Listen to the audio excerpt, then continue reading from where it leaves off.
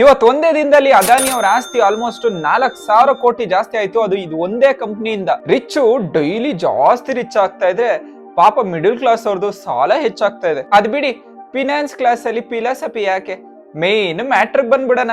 ಇವತ್ತು Adani total gas ನ shares ಒಂದೇ ಸೆಷನ್ ಅಲ್ಲಿ 20% ಮೇಲೋಗಿ ಅಪ್ಪರ್ ಸರ್ಕ್ಯೂಟ್ ಹಿಟ್ ಆಗಿ ಹ್ಯಾಪಿ ಎಂಡಿಂಗ್ ಆಯ್ತು.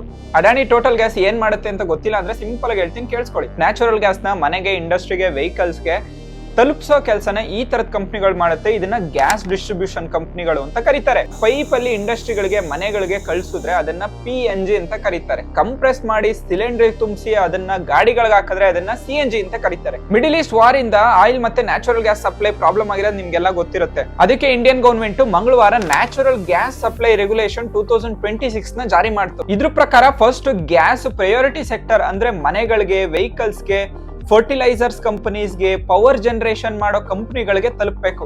ಅಡಾನಿ ಟೋಟಲ್ ಗ್ಯಾಸ್ ಕೂಡ ಮೇಜರ್ಲಿ ಇದೇ ಸೆಕ್ಟರ್ ಅಲ್ಲಿ ಕೆಲಸ ಮಾಡ್ತಾ ಇರೋದ್ರಿಂದ ಇವ್ರಿಗೊಂದು VIP ಪಾಸ್ ಸಿಕ್ಕಂಗಾಗಿದೆ. ಇವ್ರಿಗೆ ಗ್ಯಾಸ್ ಫಸ್ಟ್ ತಲುಪುತ್ತೆ. ಇವರು ಕಸ್ಟಮರ್ ಕೂಡ ಅನ್ಇಂಟರಪ್ಟೆಡ್ ಆಗಿ ಗ್ಯಾಸ್ ನ ಸಪ್ಲೈ ಮಾಡಬಹುದು. ಇದ್ರ ಜೊತೆಗೆ ಬೇರೆ government gas distribution company shares ಕೂಡ ಮೇಲ್ ಹೋಗಿತ್ತು. ಆದ್ರೆ ಅದಾನಿ ಟೋಟಲ್ ಗ್ಯಾಸ್ ಅಷ್ಟಲ್ಲ.